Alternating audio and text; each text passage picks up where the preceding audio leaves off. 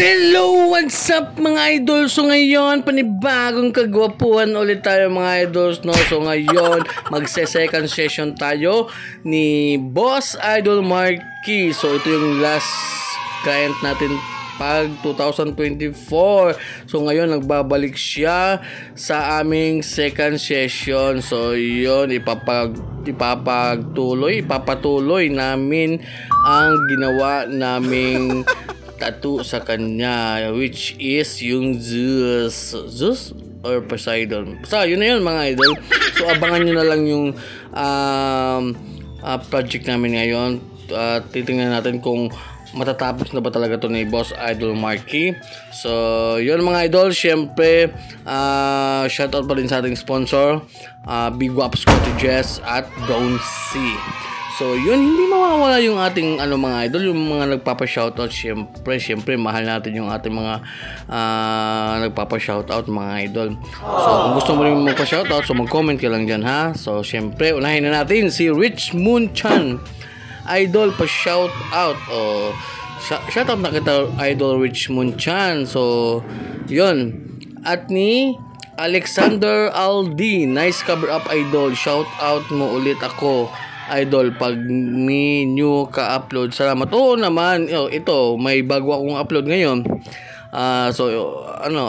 Shoutout na kita. So, mga idol, i-follow din natin si Alexander Aldi kasi isa din siyang content creator. So, shoutout sa'yo, Idol Alexander Aldi. At ni Ramon Gonzales, pa-shoutout next video boss, Idol Ramon Gonzales from Kawit, Cavite. Ganda nyo mag-vlog, may pagawa pa. Syempre pagawa pa. Ano yung ginagawa ko? Wala naman. Sige. Shout out Idol Ramon Gonzales from Kawit, Cavite. Shout out sa lahat ng taga Kawit, Cavite.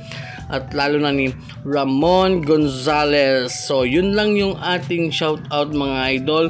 Kasi natapos na tayo dito sa ating tatuan. At napakalaki ng smile ni Idol Marky. So ito na yung aming total finished product mga idol. So natapos to ng 4 hours mga idol sa aming second session mga idol. So ito na yung final result, no? So napaka-astig. So yung titingnan nyo sa bandang baba mga idol, medyo nagbabalat na siya kasi na yan, 3 days old na yan mga idol. Tapos yung bandang taas yan yung fresh, napaka-astig. Siyempre yung bandang taas dyan, so frinihan lang natin yan mga idol. So yun, at siyempre nasatisfied talaga si Boss Idol Marky at sabi na babalik pa daw siya sa next session namin para sa baba naman, para maging full sleeve na. So yun lang mga idol, bye bye.